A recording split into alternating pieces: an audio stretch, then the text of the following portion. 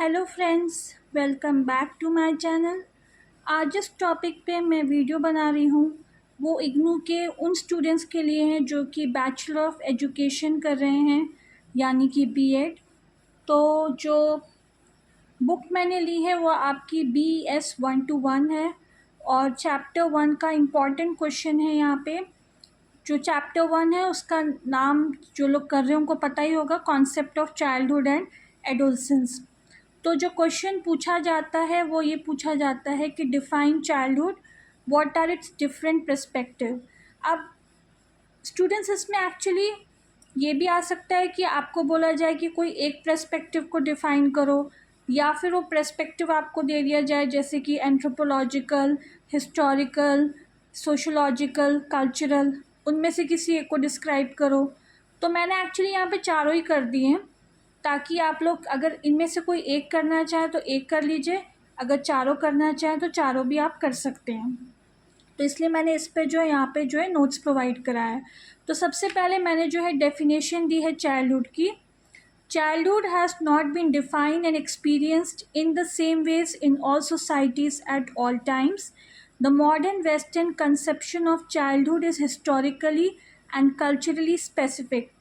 Children and childhood are familiar terms to us. We all have been through the age when we were called children and have experienced the phase called childhood. The word childhood means the state or period of being a child. उसके बाद मैंने जो है various perspectives of childhood को यहाँ पे describe किया है। तो सबसे पहले मैंने जिसको डिस्क्राइब किया है वो है anthropological perspective. Childhood can be perceived from 5 angles while considering from anthropological perspective. First is the children are socialized to learn and perpetuate a set of norms and custom. In this view, children are small adults in the making, molded by parents and adults in a community to sustain the culture of a society. Children personalities are understood as natural reactions of the anxieties and cultural aspects in which they grow up with. The emphasis is on how the cultural patterns are internalized and in turn are reproduced in society. Childhood socialization is a process by which norms, attitudes, ways of thinking, and values of society are acquired by children to enter the next stage of development. This view suggests that child rearing practices are influenced by the geography, history, and ecology of a community, which in turn shape the personality of a child. Childhood is viewed in terms of developmental Nike, which stands for the framework for examining the cultural structuring of the microenvironment of the child. It also tries to explain the environment in terms of child viewpoint and to understand the process of development and acquisition of culture. Some anthropologists view childhood itself as a cultural construction shaped by forces within as well as outside a single cultural community. So next जो perspective मैंने यहाँ पे describe किया है वो है sociological perspective. Different conceptions about child and childhood across time, societies, and contexts exist from the sociological perspective of childhood. Yet, in general, as adults, envision childhood as one category. Such a vision is more of a creation or construction which is not based on an emphatic understanding of experiences of children.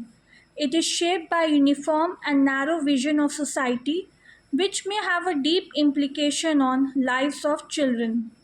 This way looking at children seems to be adult construction of children. उसके बाद इसी के अंदर जो point मैंने describe किया है वो है childhood as a social construction. James and James defined social construction as a theoretical perspective that explored the ways in which reality is negotiated in everyday life through people's interaction and through sets of discourses. It focuses on culture and context in understanding what happens in society and in constructing knowledge based on those understanding. To examine the idea of social construction, following points could be considered. Our knowledge about the world is constructed through our daily interaction. Second point is there are many possible constructions of the world. And third point is all ways of understanding are culturally and historically relative. For these reasons, sociologists say that childhood is socially constructed. This means that childhood is something created and defined by society. Now, the next point is historical perspective. The meaning and description of children varies across time period in history. Philippe Eris is French historian who analyzed how children were depicted in history. Using works of art, letters, and many other sources, he explored how the meaning of childhood evolved from medieval times onwards to the present. The idea of childhood lacked in the medieval countries. Childhood is a later historical creation. It came into existence among the rich people in the 16th and 17th century. It further developed in the 18th century among the upper class, and it finally emerged on the scene in the 20th century in both the upper and lower class. Once the institution of childhood began to emerge, the situation of the young person began to change in society. First, they were named children. A theory of innocence of the child emerged. Children were to be protected from adult reality. The facts of birth, death, sex, tragedy, and adult world events were hidden from the child. Children were increasing secreted by age. Therefore, childhood is not a given concept. It is a concept which develops through adults' lenses and their ways of perceiving children in the society. Next point is, and last point is, cultural perspective. A variation in children's social position and roles in different cultures are seen between rural and urban areas, among different communities, and among different countries as children are reared in different culture. For example, an Indian mother with her baby on her lap does her best to foster emotional tie by cuddling, smiling, singing, and talking, and thus ensure that she is very much the focus of the baby attention. On the other hand, the Kaluli people are a small society living in the tropical rainforest of Papua, New Guinea, and their mother baby interaction takes a very different form. Mothers hold their babies outward so that they can see others who are part of their social group. Mothers rarely talk directly to their babies, instead, other people talk to the baby. As Kaluli people are living in one large long house with no internal wall, the mother child bond is less significant, and children are prepared to be aware of the social community as a whole.